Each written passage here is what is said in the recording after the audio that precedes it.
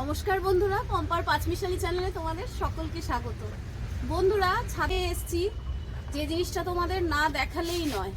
দেখো, এটা আমার একটা ব্ল্যাকবেরি গাছ। ব্ল্যাকবেরি গাছে এতটাই ব্ল্যাকবেরি হয় যে তোমাদের সাথে এটা অনেকদিন দেখাবো ভেবেও দেখাতে পারছি না। ব্ল্যাকবেরি গাছের পরিচর্যা একদমই সোজা, সেই ব্যাপারে আজকে কিছু তোমাদের জানাতে চাই। এই গাছ কিন্তু একদম বেশি রাসায়নিক সার পছন্দ করে না। যদি রাসায়নিক সার এই গাছে বেশি দেওয়া হয় তবে ফলগুলো পেকে গেলেও ভীষণ টক থাকে, যেটা একদমই ভালো লাগে না। আর এই গাছটা সবসময় কি বলো তো পছন্দ করে গোবর সার আর মাটি দিয়েই করার জন্য। তার মধ্যে তুমি সবজি খোসার পচা জলটা দিতে পারো। তবে এই গাছটা কিন্তু বারবার রিপোর্ট করতে হয়। এই গাছের একটাই ভীষণ সমস্যা, যেটা কি হয়, প্রচুর তাড়াতাড়ি শিকড়গুলো ছড়িয়ে যায় আর টাইট হয়ে যায় মাটিটা। তার জন্য এটা একটু ঘন ঘন, মানে বছরে তোমার দুবার তোমাকে রিপোর্ট করতেই হবে। আর আরেকটা জিনিস করতে হয়, যেটা হচ্ছে তোমাকে সবসময় গাছের পাতাগুলোকে কেটে দিতে হয়। গাছের পাতা কেটে দিলে পরে ওখান থেকে গুটি যেগুলো বেরোয়, গুটি পাতার সাথে ছোট ছোট পাতা আর ফল একসাথে সবসময় বেরোয়। এই যে দেখছো তোমরা ফলগুলো দেখছো তো, কখনো দেখো পাকা, কখনো আবার একটু লালচে লালচে, মানে হাফ পাকা, কখনো সবুজ সবুজ। মানে গাছে কি বলো তো, তোমার একভাবেই একদিনেই সব ফলগুলো পেকে যায় না। আজকে কিছু পাকে, কালকে কিছু পাকে, এরকমভাবেই ফলগুলো হয়। আর এই ফলের গুণ মানে প্রচণ্ড গুণ আছে। এই ফলগুলো ভীষণ পরিমাণে ভিটামিন আছে, মস্তিষ্কের বিকাশ ঘটায়, হাড়গুলোকে শক্ত করে আমাদের। তো এরকম অনেক গুণ আছে। এই ফলের গুণের কথা বলে শেষ করা যাবে না, যদিও এখন তোমরা অনেকে অনেক কিছুই জানো। আর এই ফল তো ভীষণ হিমোগ্লোবিন বাড়ায়, মানে যার জন্য রক্ত এগুলো যাদের মানে লো প্রেশার তাদের ভালো হয়। হাই প্রেশারদেরও কোনো সমস্যা হয় না, সুগার কন্ট্রোল করে। মানে অসুখ বিসুখের দিক থেকে এই গাছ খুবই ভালো। মানে এই গাছটার ফলটা তোমরা যদি নিজে খেতে পারো, যদিও আমি এই ফলটাকে খুব একটা বড় করতে পারি না। এই গাছ জানো তো, মই দিয়ে যেমন লতানো গাছ করে না, এরকম বাইয়ে বাইয়ে অনেকে ওপরের দিকে তুলে দেয় এবং প্রচুর ফলও পায় তারা। কিন্তু আমি ছোট ছোট করেই রাখি। আর একদম একদম টুসটুসে লাল একটা রং বেরোয় ফলগুলো বেরোলে।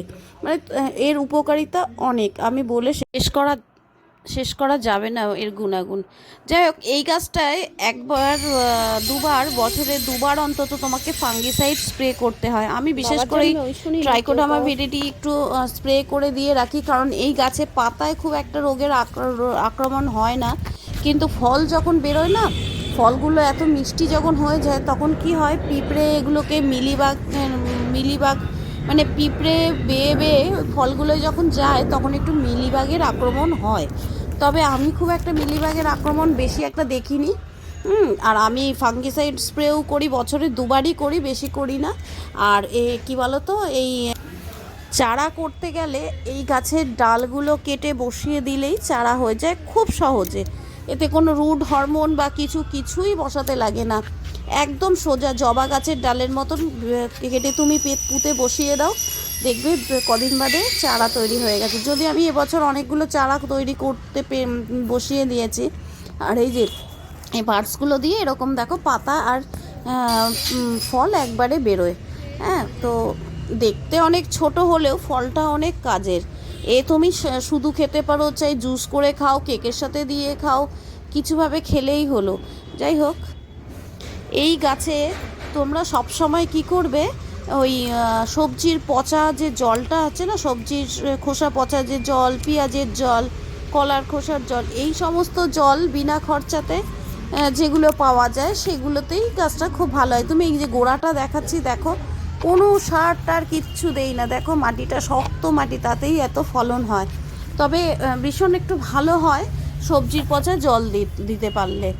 ওটা সপ্তাহে একবার অন্তত জলের সাথে মিশিয়ে দিয়ে দেখবে ভীষণ ভালো হয়। আর এই ফলের বিশেষ করে সুগার পেশেন্ট এবং যাদের নার্ভের পেশেন্ট আছে না, তাদের খাওয়া খুব ভালো। ডাক্তাররা এখন যদিও এই ফলগুলোকে খুব খেতে বলছে। আমার ছাদে দুরকম বেরি আছে, একটা লং বেরি, পাকিস্তানি লং বেরি, তোমরা তো দেখেছো, ওটা আরও মিষ্টি খেতে, আরও ভালো। আর এই যদিও ওই গাছটায় চারা করা যায় না, খুব কষ্ট, আমি বহুবার বসিয়ে রেখেছি, একেবারেই হয় না। তবে এই ছোট বেরি গাছটা, এক মালবেরি গাছটা ভীষণ ভালো হয়। তবে এখনও যারা ভাবছেন গাছ বসাবো বসাবো, এই গাছটা কিন্তু অবশ্যই বসাবেন। এই গাছটা কিন্তু খুব কাজের একটা গাছ। তো আজকে ভিডিওটা এখানেই শেষ করলাম, দেখা হচ্ছে পরবর্তী